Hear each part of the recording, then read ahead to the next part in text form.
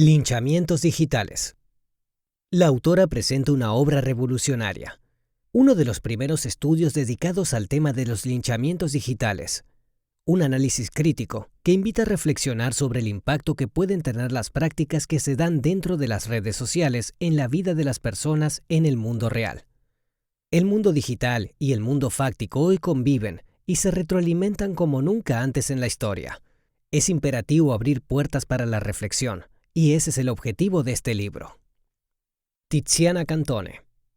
Olabuenaga comienza el libro presentando el caso de Tiziana Cantone, una mujer italiana de quien fueron publicados varios videos sexuales por parte de su entonces pareja.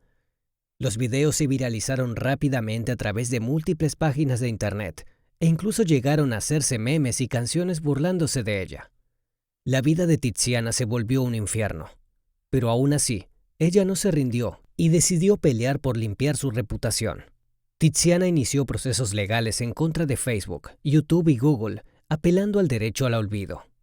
Un recurso legal que permite la desindexación de información en las redes, con el que buscó que los videos fueran removidos de las plataformas digitales en las que habían sido reproducidos una y otra vez. Cantone ganó esos juicios, pero increíblemente, algunos de los videos seguían figurando en las redes, y las burlas en su contra no se detuvieron. Su caso había generado tal nivel de exposición que Tiziana no pudo soportarlo.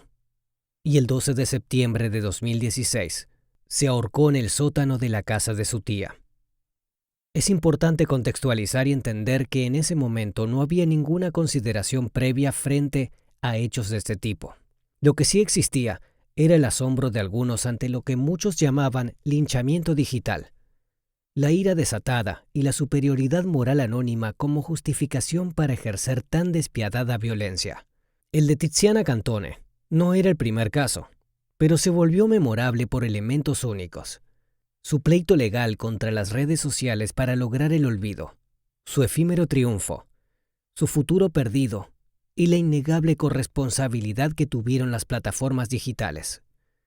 La autora opina que el caso de Tiziana dejó expuestos varios vacíos legales, desafíos tecnológicos y consecuencias psicológicas, así como innegables dimensiones sociológicas y antropológicas. La primera de estas cuestiones es la búsqueda del motivo por el cual se rompió el acuerdo al que la humanidad había llegado siglos atrás. No hacer justicia por mano propia, no linchar, o por lo menos, tener leyes para aplicar una justicia que se traduzca en castigos legitimados socialmente. La autora hace hincapié en entender que el caso de Tiziana es un linchamiento digital colectivo, implacable e impune. Aunque el linchamiento se haya producido en el mundo virtual, con sus propias reglas, tuvo consecuencias en el mundo real, el suicidio de Tiziana. El derecho al olvido. Ana María Olabuenaga hace un recorrido por algunos de los aspectos clave en el debate en relación con lo que se entiende como el derecho al olvido. En principio, debemos definir qué es y qué aspectos contempla. El derecho al olvido es entendido como aquella facultad que surge de la reunión de dos presupuestos. 1. El acceso de forma limitada en el tiempo a información digital que contenga datos personales. 2. El derecho del titular de los datos a exigir la eliminación, cancelación, desindexación o bloqueo de dicha información, al menos de los motores de búsqueda, cuando la publicidad de dichos datos ya no se encuentra justificada o cuando se han cumplido los fines para los cuales estos fueron publicados. Todo ello, teniendo como límite el respeto de garantías fundamentales, tales como la libertad de expresión y de información y la libertad de prensa. Una de las críticas fundamentales que se hace al derecho al olvido radica en que se contrapone a otros, principalmente al derecho a la información y a la libre expresión. La autora cree que, sin dudas, este es el problema conceptual más importante y el que ha hecho que la configuración internacional del derecho al olvido sea tan lenta. Europa es la región del mundo en donde el concepto está más desarrollado, en tanto que en América del Sur la legislación avanza muy lentamente, ya que existe el miedo a que, al autorizar una ley con estas características, se olviden las atrocidades cometidas por perpetradores que hayan violentado los derechos humanos. Mientras tanto, en Estados Unidos se mantiene una dura oposición contra dicha ley, ya que muchos críticos señalan que atenta contra la libertad de expresión y, primordialmente, contra el fundamento histórico de la ley norteamericana, la primera enmienda de la Constitución de Estados Unidos. Muchos de estos debates parecen absurdos cuando pensamos en el caso de Tiziana Cantone y en cómo resultaron las cosas a pesar de que ella apeló al derecho al olvido e incluso ganó dichos juicios. Se hizo evidente que el mundo digital había invadido el real y fáctico, y se demostró también que las redes sociales son determinantes en la reputación de todo actor social, es decir, que dichas plataformas digitales tienen una responsabilidad ineludible. Olabuenaga opina que muchas de las conversaciones respecto al tema de Tiziana se establecieron desde la supuesta superioridad moral de los participantes, entendiendo por ello los juicios de valor que se emiten justificados, en apariencia por un fin o bien superior. Entonces la autora, reflexionando nuevamente sobre el linchamiento como una forma de hacer justicia por mano propia, se pregunta, ¿cómo es que retrocedimos al romper un pacto civilizatorio? Justicia por mano propia. El término linchamiento. Olabuenaga intenta, en principio, acercar una definición del término linchamiento, ya que existen distintas versiones sobre su origen. En lo que todos los autores coinciden es que el término proviene del apellido Lynch, pero lo que no queda claro es del apellido de quién se trataba exactamente. Existen 3 historias populares en relación con el origen de la palabra linchamiento. La autora opina que la que es más probable que sea cierta gira alrededor de la vida del coronel Charles Lynch, del condado de Bedford, Virginia, en Estados Unidos. El coronel presidía cortes extralegales, cuya finalidad era luchar contra la falta de ley y las conspiraciones de los leales a Gran Bretaña. El coronel Lynch argumentaba que sus métodos eran necesarios por los tiempos de guerra que se vivían, y por lo mismo, logró que una ley lo exonerara a él y a sus asociados de cualquier perjuicio que se cometiera. Charles Lynch crearía entonces lo que se conocería como Ley Lynch. Cabe aclarar que en realidad esta nunca existió como ley, que establecía que existía un número intolerable de hombres sin ley que escapaban de la justicia y por lo tanto era necesario infligir a los sospechosos castigos corporales proporcionales a los delitos perpetrados. A pesar de las discrepancias históricas en los relatos, se ha llegado al acuerdo de que las acciones relatadas se parecen, y es por ello que algunos historiadores se han aventurado a establecer una definición. Manfred Berg, en su estudio Justicia Popular, una historia del linchamiento en América, define el linchamiento como un castigo extralegal cometido por un grupo de personas que se reconocen como los representantes de los deseos de una comunidad y que actúan con la expectativa de impunidad. Hasta la mitad del siglo XIX, el término no necesariamente significaba la muerte de las víctimas, sino también formas no letales de castigo. Hoy en día, un linchamiento se define como una ejecución sin proceso legal alguno, en donde un grupo de personas, de manera premeditada o espontánea, pero generalmente anónima, hace justicia por propia mano y toma la vida de un sospechoso o presunto culpable de haber infringido alguna ley social o jurídica. La autora explica que los linchamientos, por lo general, están compuestos por 3 elementos. 1. El descrédito hacia gobiernos o instituciones del orden. 2.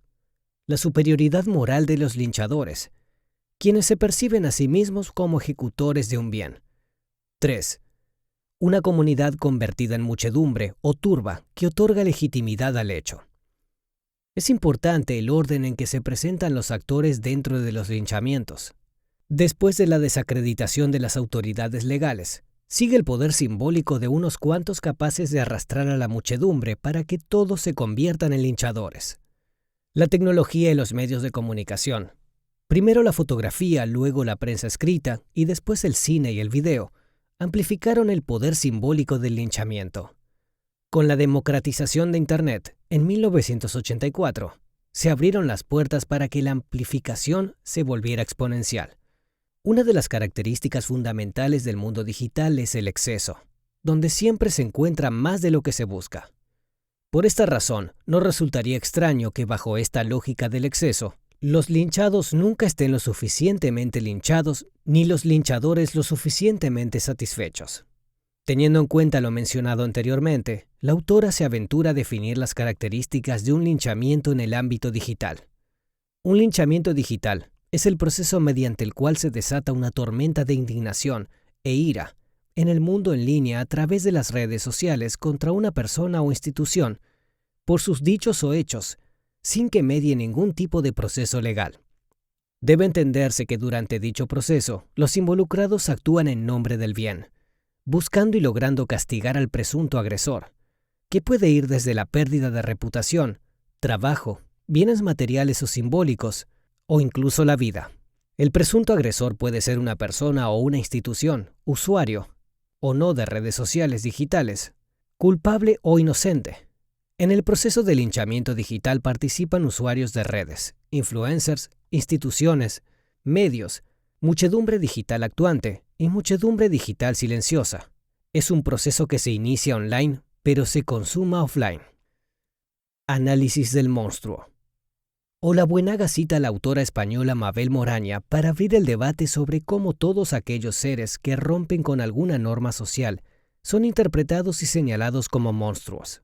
En su libro sobre los monstruos y sus capacidades de reflejar lo social, la investigadora Moraña profundiza en la necesidad que toda sociedad tiene de crear sus monstruos.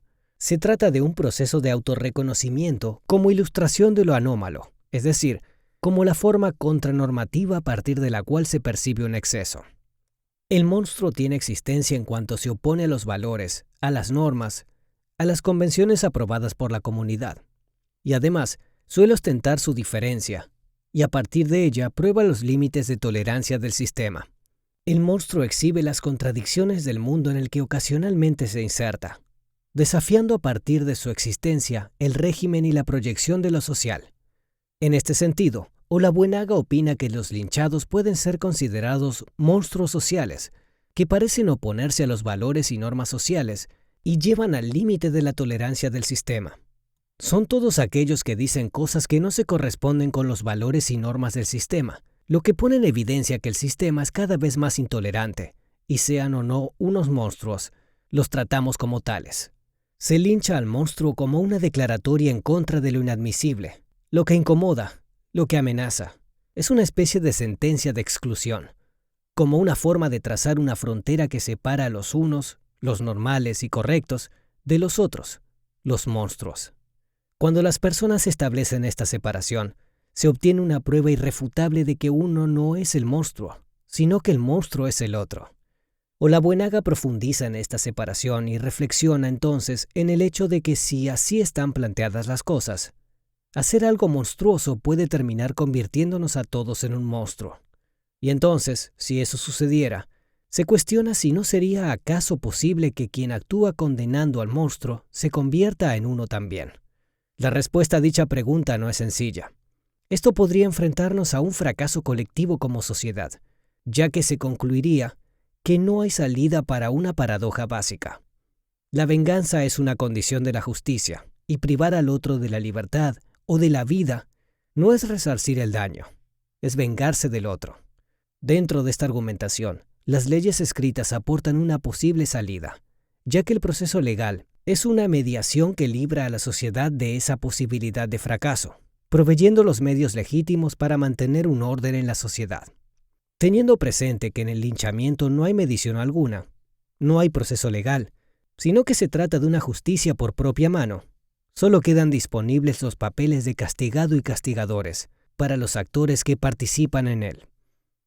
Notas finales. Actualmente existen muy pocos títulos dedicados al análisis del fenómeno del linchamiento en el ámbito digital, por lo que esta obra representa un puntapié para comenzar a reflexionar no solo sobre estos sucesos, sino también sobre el impacto y la responsabilidad de las redes sociales en su desarrollo.